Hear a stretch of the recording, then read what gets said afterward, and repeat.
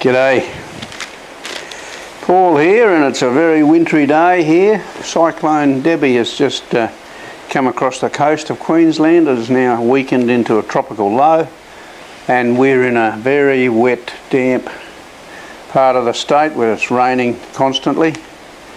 And I thought, well, here's ideal weather to be here, talking about Paul in a storm as he's sailing to Rome in Acts 27. We've taken our time going through the book of Acts because it's such an important document that describes the beginning of the Christian journey, the Christian church. And it all started with Paul when he's persecuting the believers of the way, and he's on his way to Damascus, and the Lord brings him to a sudden halt. He on the road to Damascus, he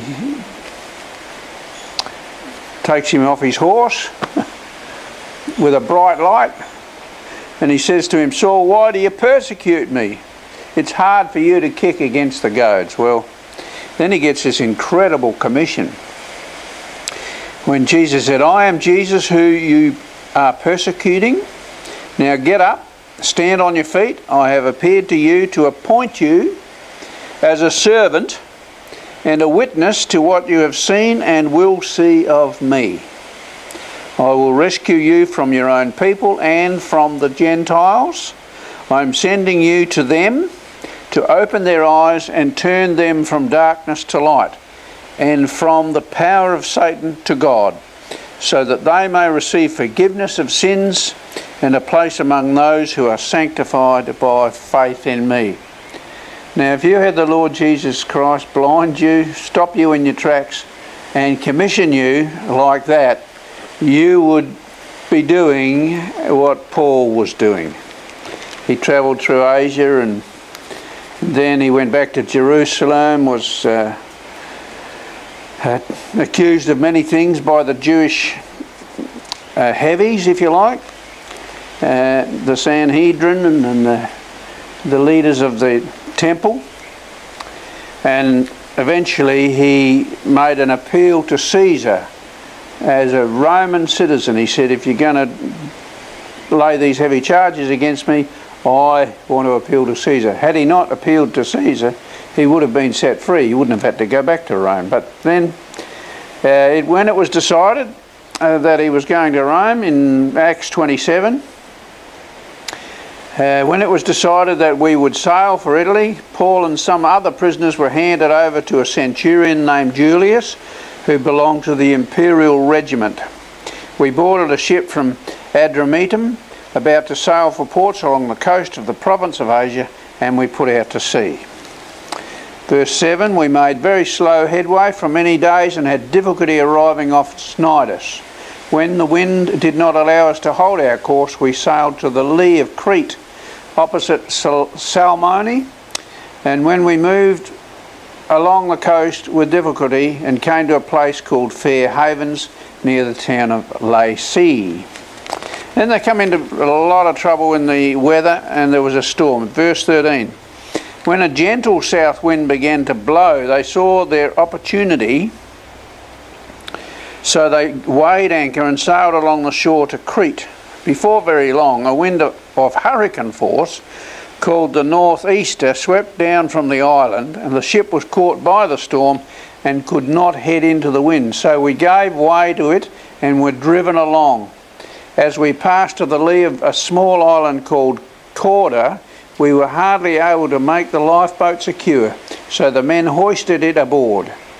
Then they passed ropes under the ship to hold it together, because they were afraid they would run aground on the sandbars of Syrtis. They lowered the sea anchors and let the ship be driven along. We took such violent battering from the storm that the next day they began to throw the cargo overboard. On the third day they threw the ship's tackle overboard with their own hands. When neither the sun nor the stars appeared for many days and the storm continued raging, we finally gave up all hope of being saved. After they'd gone a long time without food, Paul stood up before them and said, "Men, You should have taken my advice not to sail from Crete. Then you would have spared yourself this damage and loss. But now I urge you to keep up your courage, because not one of you will be lost, only the ship will be destroyed. Last night an angel of God, to whom I belong and whom I serve, stood beside me and said, "Do not be afraid, Paul. You must stand trial before Caesar, and God has graciously given you the lives of all who sail with you. So keep up your courage, men, for I have faith in God that it will happen just as he told me. Nevertheless, we must run aground on some island." And in Acts 27, the shipwreck. On the 14th night, we were still being driven across the Adriatic Sea when about midnight the sailors sensed they were approaching land. They took soundings and found that the water was 120 feet deep. A short time later they took soundings again and found it was 90 feet deep. Fearing that we would be dashed against the rocks, they dropped 4 anchors from the stern and prayed for daylight. In an attempt to escape from the ship, the sailors let the lifeboat down into the sea, pretending they were going to lower some anchors from the bow. Then Paul said to the centurion and the soldiers, "Unless these men stay with the ship, you cannot be saved." So the soldiers cut the ropes that held the lifeboat and let it drift away.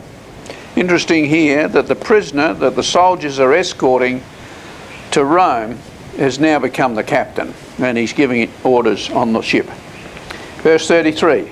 Just before dawn, Paul urged them all to eat. For the last 14 days, he said, you've been in constant suspense and have gone without food. You haven't eaten anything. Now I urge you to take some food. You need it to survive. Not one of you will lose a single hair from his head. After he said this, he took some bread and gave thanks to God in front of them all. Then he broke it and began to eat. They were all encouraged and ate some food themselves. Altogether, there were 276 of us on board. That's a lot of people. When they had eaten as much as they wanted, they lightened the ship by throwing the grain into the sea. When daylight came, they did not recognise the land, but they saw a bay with a sandy beach where they decided to run the ship aground if they could. Cutting loose the anchors, they left them in the sea and at the same time untied the ropes and held the rudders. Then they hoisted the foresail to the wind and made for the beach. But the ship struck a sandbar and ran aground. The bow struck first and would not move, and the stern was broken to pieces by the pounding of the surf. The soldiers planned to kill the prisoners to prevent any of them from swimming away and escaping. But the centurion wanted to spare Paul's life and kept them from carrying out their plan. He ordered those who could swim to jump overboard first and get to land. The rest were to get there on planks or on other pieces of the ship. In this way, everyone reached the land safely.